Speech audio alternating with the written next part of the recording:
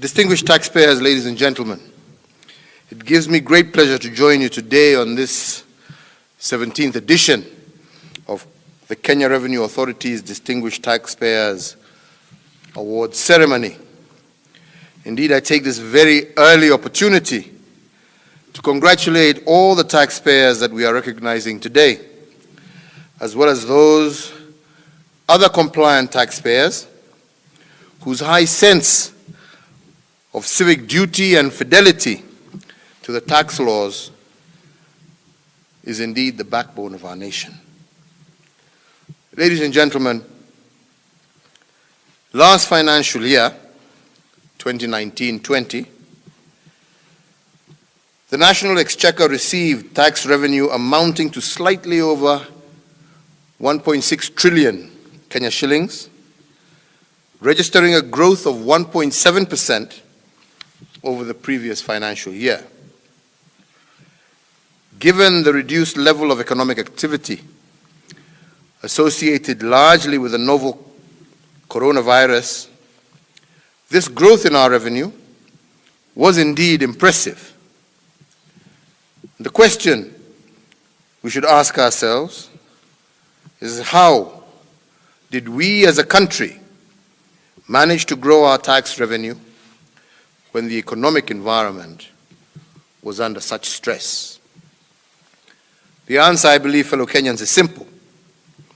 It was due to the dedication and love for the country on the part of our taxpayers, combined with the hard work and diligence of the Kenya Revenue Authority team. For this, I wish to salute all of you for your patriotism. Ladies and gentlemen, the National Exchequer is the vehicle through which we fund development programs that would lead to the realization of our shared national aspirations as well as our sovereignty. Paying your full share of tax voluntarily, without coercion, ensures that our borders are secure, our hospitals are equipped, our roads are properly maintained and functional, and that the freedoms that we enjoy as a people are maintained. Despite the ongoing challenges arising from the COVID-19 pandemic, KRA has maintained its tradition of excellence in tax administration, coupled with commendably high levels of voluntary compliance on the part of taxpayers. This has afforded us the funds to stave off the worst of the pandemic's social and economic effects, and to put in place comprehensive measures to protect the most vulnerable members of our society. Ladies and gentlemen, I'm pleased to note some of the measures that the Kenya Revenue Authority has taken to ensure that its relationship with the taxpayer is not adversarial or fraught with antagonism, for it is KRA's solemn duty to facilitate economic activity, trade, and our shared prosperity. To support the authority in delivering its mandate in a manner that is not antagonistic with its tax clients, since the beginning of my administration, we have facilitated a program of digitization within KRA. Under this program, the authority has adopted innovations such as the hugely successful iTax platform and the recently launched M-Service app that enables a taxpayer to pay their taxes through mobile devices.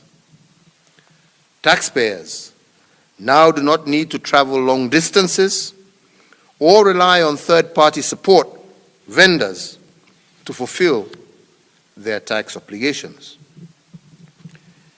I also want to commend KRA on the launch of iWhistle, an online platform that enables the public to report on tax malpractices, including fraud, concealment, and unethical behavior by some KRA staff.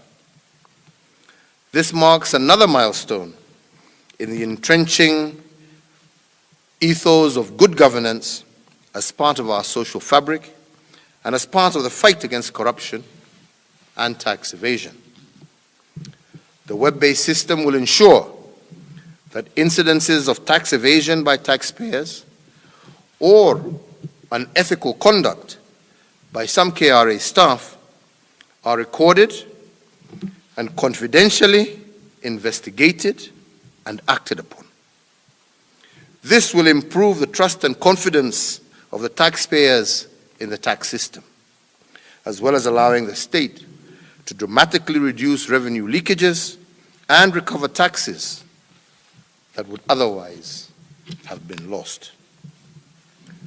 Ladies and gentlemen, there is a good reason for us to boost the utilization of this iWhistle system. And in this regard, today I direct that the National Treasury and the Kenya Revenue Authority amend the Informer Award Scheme to increase the reward amount from a current maximum of 2 million Kenya shillings to 5 million Kenya shillings. I also urge KRA and its partners in the multi-agency framework to maintain their vigilance against tax evasion schemes, particularly those designed and orchestrated by professional service providers and financial institutions.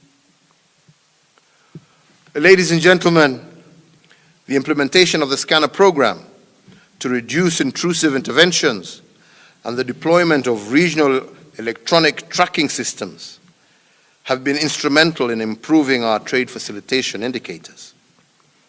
This investment in automation of business processes within tax administration has greatly expedited clearance processes and dramatically reduced revenue leakages at our ports. As a government, we have put in place a multi-agency framework, which KRA is a member, to fight smuggling and counterfeits. This not only secures Kenyan livelihoods, but also protects our people from harmful products. And I urge the Kenya Revenue Authority to step up its efforts in that regard and to work even closer with its multi-agency partners. Ladies and gentlemen, in addition, the progress made in fostering an alternative dispute resolution approach for tax disputes is also highly commendable. This has resulted in KRA experiencing a 20% growth in alternative dispute resolution in the last financial year, a sign that trust and facilitation is now at the center stage of dispute resolution in tax matters.